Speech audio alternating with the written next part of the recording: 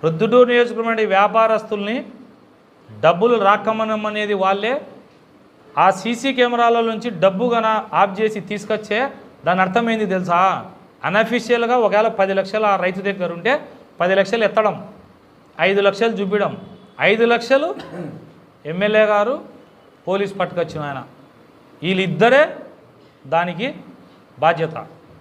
అది చెప్పకుండా చిలక పలుకులు వ్యాపారస్తులు కంట ఇబ్బంది పెడితే ఊరుకోడంట.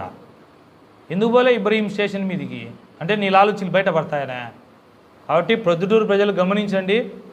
వ్యాపారస్తులు కూడా విజ్ఞప్తి చేస్తానా, ఈయన పోలీసులను అడ్డం పెట్టుకొని ఆడ డబ్బు చిక్కితే ఆడ ఇది ఒక లూటీ మార్గాన్ని ఎంచుకున్నాడు. దయచేసి మీ డబ్బులను మాత్రం చాలా జాగ్రత్తగా అవసరమైనంత వరకే తెచ్చుకోండి. 10 కోట్ల రూపాయలు ఆస్తి ఉన్నోడు అయితే మాత్రం ఒక గన్మెన్ పెట్టుకోవాలా.